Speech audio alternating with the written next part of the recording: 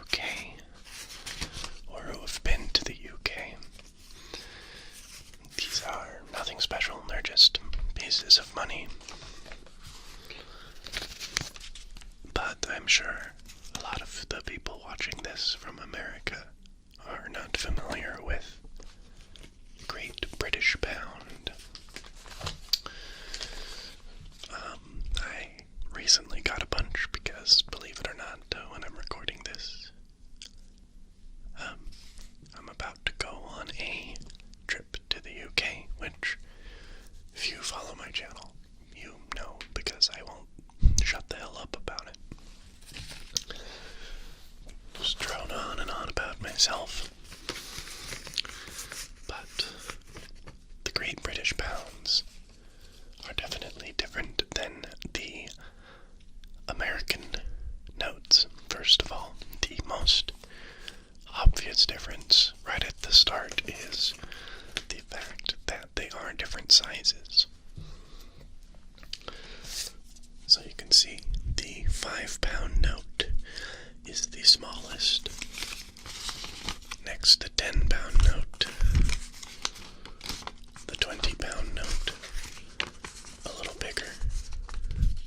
Let's put the 5 in here.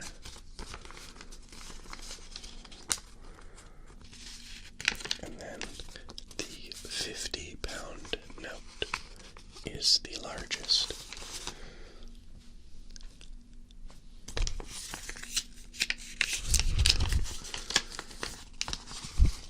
One other thing to note, as you can see,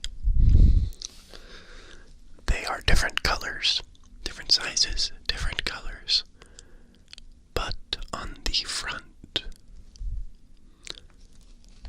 of all of them, I'm assuming it's the front,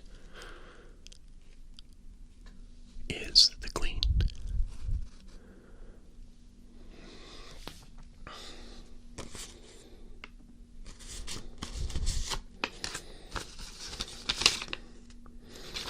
A progressively larger picture of the Queen. So, got the fronts, and then on the backs, we've got a few different people here. We've got one that I recognize instantly, Winston Churchill. On the £10 note,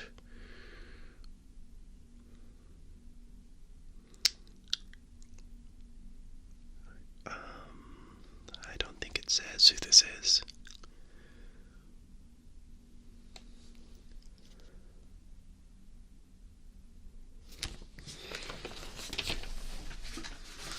It's got like a signature. Maybe it says Jane. Looks like maybe it says Jane Austen. I'm not sure.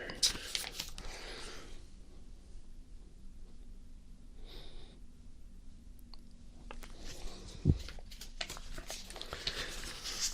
the £20 note, it says Adam Smith, 1723 to 1790.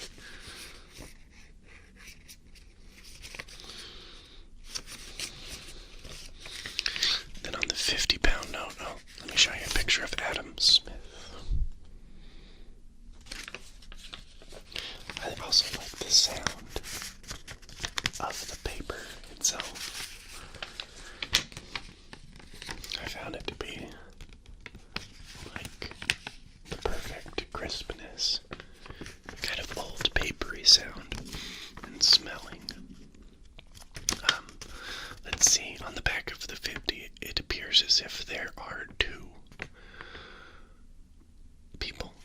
I believe probably colleagues of some sort who had something to do with electricity or the steam engine, it appears. Matthew Bolton, 1728 to 1809. And James Watt, 1736 to 1819.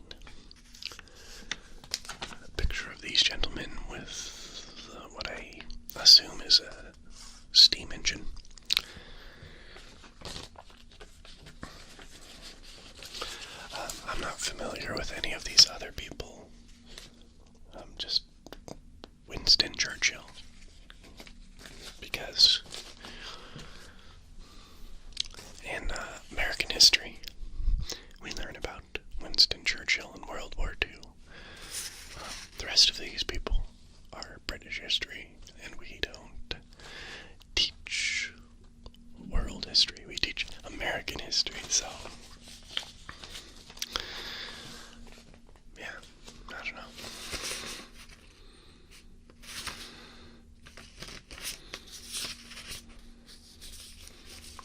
So now I'm just gonna read what it says on the bills, and we'll inspect them a little closer. We'll start with the 5-pound note. Just set the others aside for a moment.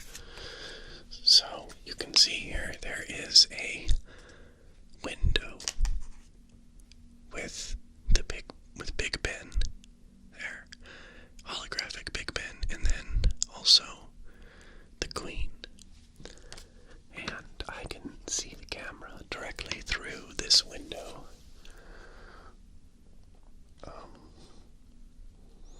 believe you can see through the window as well right now.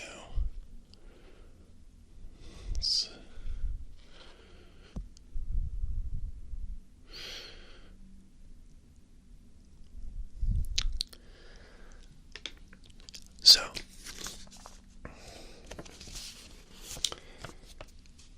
let's see.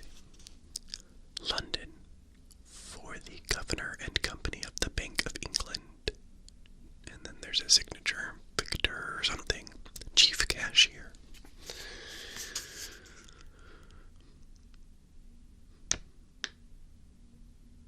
It says ER next to the Queen.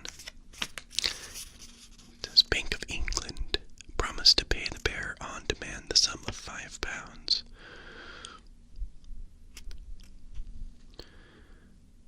And I believe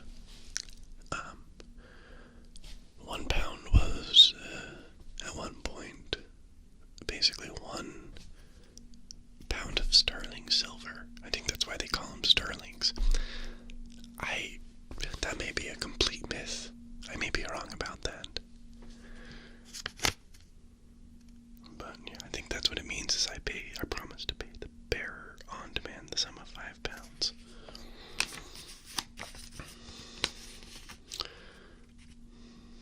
At the Bank of England, I don't think I could really go there and get the £5 of silver, but Sir Winston Churchill, 1874 to 1965.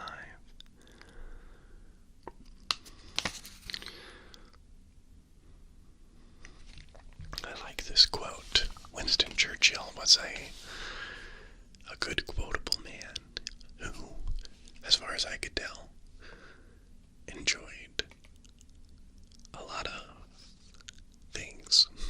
He enjoyed his cigars and his booze, which, why wouldn't you? But I like a lot of his quotes, but yeah, here it says, I have nothing to offer but blood, toil, tears, and sweat.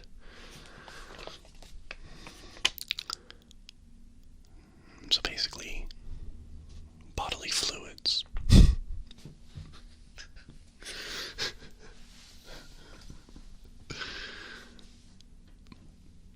Right. But no, I like the implication that as a man, remember that what you really have to offer is, in the end, what you can actually do yourself.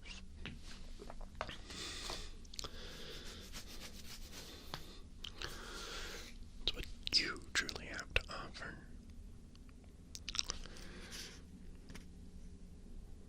From the sweat of your own brow. So, it says here, copyright. There's a copyright symbol. Interesting. The Governor Company of the Bank of England, 2015. The Bank of England holds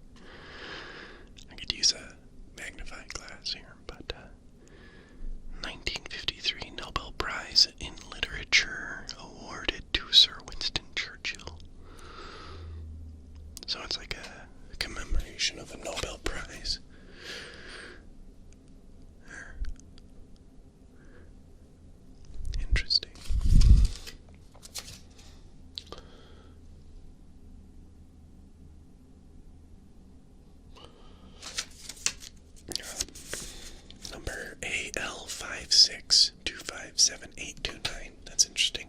There's like a, I guess that's not different from American money. There's like a code on those as well.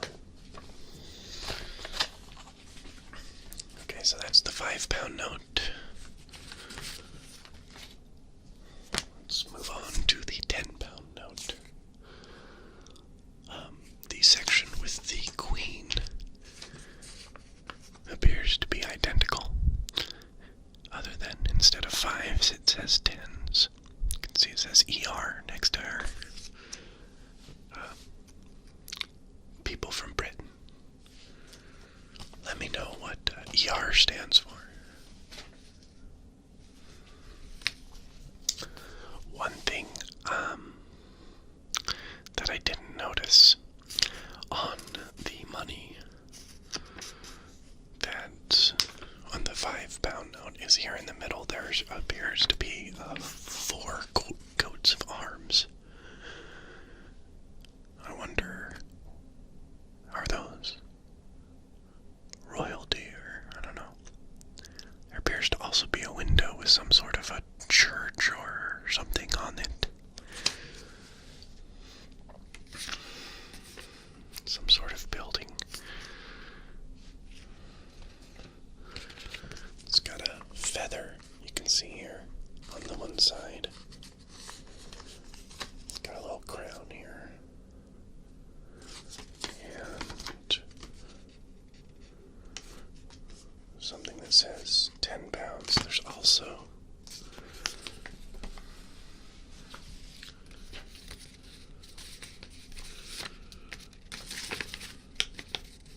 the £5 note doesn't have it, but there's also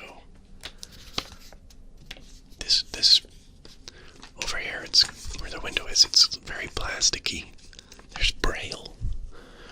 I don't know if you can see it. I'll see if I can get it close enough, but yeah, you can see that there's Braille. That is cool. That is actually really cool. Because blind people, like if you're gonna go to the store as a blind person, people could, they could tell you that you're pulling out a different bill, like in American money. Like you can't tell the size. So like blind people in Britain, they'd be able to tell the difference between a 50 and a 10, but a 5 and a 10, unless you have a 5 and a 10. But if you have the Braille to confirm the amount, that's really cool. I like that.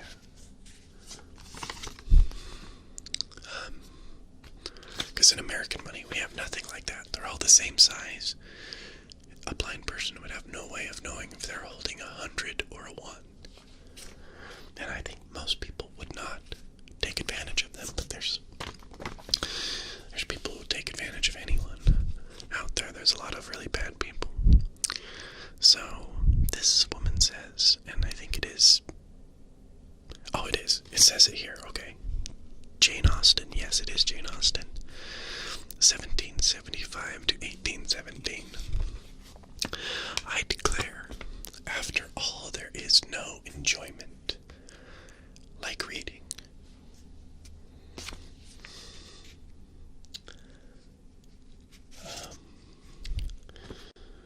Then, let's see, it doesn't say.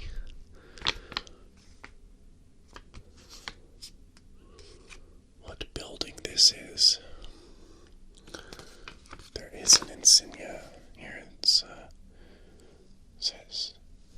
J.A. on it. I'm assuming it's for Jane Austen, right?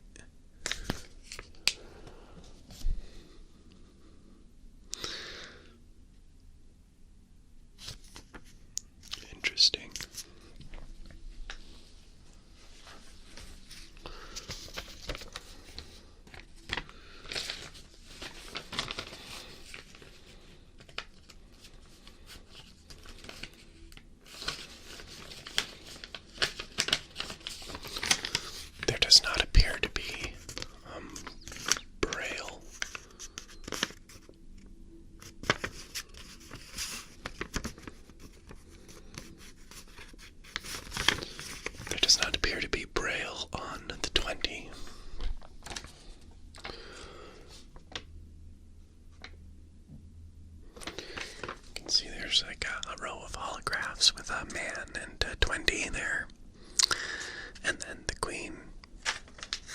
essentially the same. There's no coats of arms here. Instead, there's like just a bunch of lines here. Here. So, that's interesting. Adam Smith had to say, this is a quote, "The division of labor in pin manufacturing," and then in parentheses, "and the great increase in the quantity of work that results."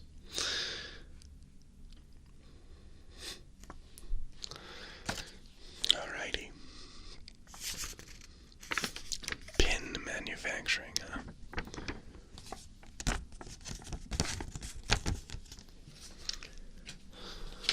So last here, I have the 50-pound note. I don't know if they have 100-pound notes. When I ordered the money for my trip,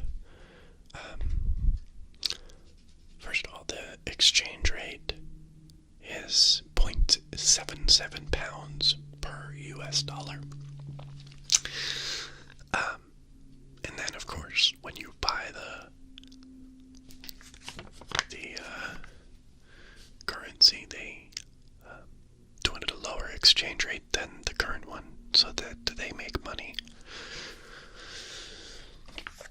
So, I think it was like 0.71, something like that, is what I actually got. 0.71 pounds per dollar. So, yeah. But as far as I can tell, there's nowhere that you can go that they're not going to make money on exchanging the money.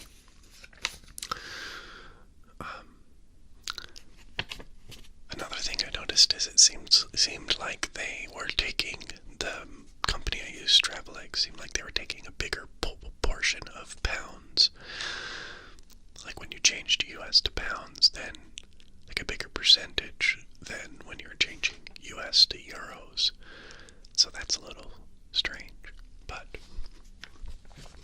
I have guesses why that might be. But anyway, so the 50-pound note again has like squiggly lines here instead of the coat of arms. And still showing the building there, which I think, I don't know which building that is. The House of Parliament, maybe, I don't know. The Bank of England, maybe, I'm not sure. I don't know enough about England to know for sure, but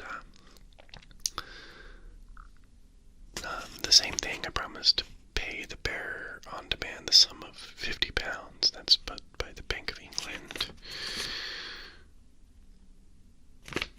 And then Matthew Bolton said, "I sell here, sir, what all the world desires to have. Power." And power is full capital letters. And as the internet has informed us, when you put something in full capital letters, it makes it way more powerful in and of itself. So he's not just saying power, he's saying powerful power. And then James Watt. I can think of nothing else but this machine. Watt. Now, there is the reason why I think this might have something to do with the steam engine, and specifically electricity. Making electricity is because a watt. It's a electrical term. It's actually a measurement of electrical, of one of the characteristics of electricity. I don't know enough about the theory behind electricity to tell you which one watt is, but I think in the most general and ignorant of terms, it is the measurement of how much like actual power is flowing through.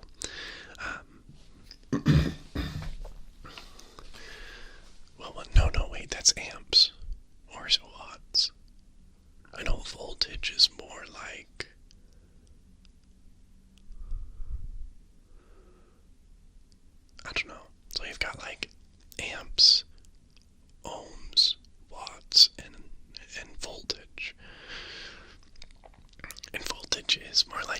fast you can pump the electricity through. And then like the amps is how much electricity. Something to do with the amp to watt ratio. I don't know. It's been explained to me before, but I'm not an electrician, so like the explanation, a lot of it was over my head, I would say. And then it's been so long since I've talked to my electrician father about electricity. Oh my gosh, it was when I was a teenager when he was telling me about the theory of electricity. It was interesting at the time, but I don't remember enough about it. And as you can see, I don't do anything with electricity now, so